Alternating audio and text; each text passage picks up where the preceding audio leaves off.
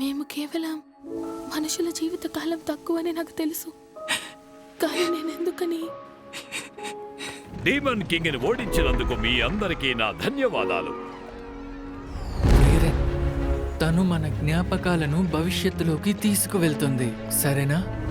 హిమేల్, ఐసన్, హైటర్, కానీ నేను ఈ మనుషుల గురించి తెలుసుకోవాలనుకుంటున్నాను. అవి మా ఊర్లో చాలా ఎక్కువగా పెరుగుతాయి. ఏదో ఒకరోజు వాటిని నీకు చూపిస్తాను. నా ప్రయాణంలో పరిచయం ఉన్న వ్యక్తుల్ని కలవడానికి వీలైనంత ప్రయత్నిస్తాను. దాన్ని శిష్యురాలుగా తీసుకుంటావా? నీ రక్షణ కవచాన్ని వదిలిపెట్టకు. ఆ గొప్ప మంత్రగత్తె అయిన ఫ్లమ్ రాసిన గ్రంథాలలో చనిపోయిన వారితో ఎలా మాట్లాడాలో వ్రాసి ఉంటుందని అంటూ ఉంటారు. నువ్వు ఆ ఆర్యోల్ని తప్పకుండా కనిపెట్టి నాకు కావాల్సిందల్లా సంకల్పం మాత్రమే. చెప్పినట్లే చేశాను కదా, దానితో నేను ఒంటరిగా పోరాడాలని అనుకుంటున్నావా? ఆటలు ఆడుతున్నావా? అది ఇప్పటికే చచ్చింది. నేను ముసలిదాన్నా. నువ్వెలాంటి విచిత్రమైన మంత్రాల్ని సేకరిస్తుంటావా? నిజంగా యుద్ధం మాత్రమే తెలిసిన మాంత్రికులతో పోరాడడం చాలా ఇబ్బందిగా ఉంటుంది. వీలైనప్పుడల్లా హిమేల్ ఇంకా మిగతా వాళ్ళతో కలిసి తిరిగిన సాహస ప్రదేశాలన్నీ అవి ఈ అమ్మాయి మా దారికి అడ్డుగా ఉంది. ఇప్పటికీ రాక్షసులు చెమటల్లా ఉంటున్నారు. వీరిలో యుద్ధ అనుభవం ఇసుకంత కూడా ఉండట్లేదు.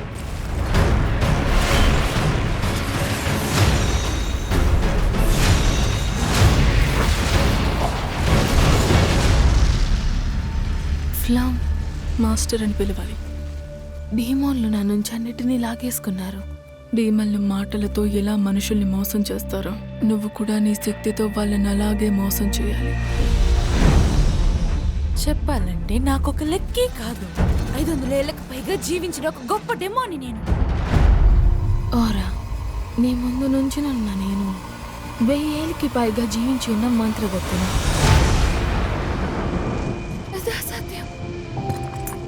నాకు గుర్తుకు వచ్చింది. ఫ్రేరెన్ అందరినీ సంహరించేది. అంతేకాకుండా చరిత్రలో ఎక్కువ మంది రాక్షసులను చంపింది కూడా తనే. మనం చాలా దూరం వెళ్ళాలి. ఒక ప్రథమ శ్రేణి మంత్రగత్తె తోడు లేనిదే సాహసికులకు కూడా అనుమతిని ఇవ్వడం జరగడం లేదు. నిజంగా అది అంత ప్రమాదమా?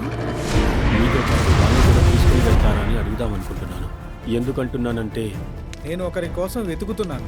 సెయిన్, నేను ఇప్పుడు మాట్లాడేదంతా ప్రస్తుతం గురించి. నేను గొరిల్లాను వెతకాలని నిశ్చయించుకున్నాను. ఈ సంఘటన నాకు హిమేల్ని గుర్తు చేస్తుంది. నువ్వు ఒక గొప్ప మాంత్రికురాలు అని మాకు బాగా తెలుసు కదా. ప్రథమ శ్రేణి పరీక్ష ఇప్పుడు మొదలవుతుంది. సరే, ఇప్పుడు మొదటి పరీక్ష మొదలైంది. వీళ్ళు దెబ్బలాడుకుంటున్నారు. ఎంతో అమితమైన పట్టుని సాధించింది.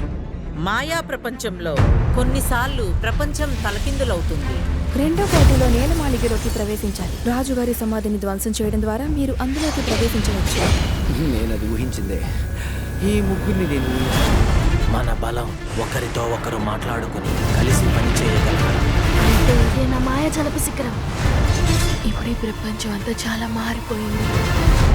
ఇప్పుడిక మానవుల యుగం వచ్చింది. నువ్వు ఇక నా శిష్యురాలుగా ఉండు. చేరుకోని స్థాయికి ఖచ్చితంగా నేను నిన్ను చేరుస్తాను. నేను మిస్ ఫ్రీరెన్ శిష్యురాలిని. ఇది కేవలం ఒక 10 ఏళ్ల సాహసయాత్ర అంతే. దాన్ని వెంబడిద్దామా?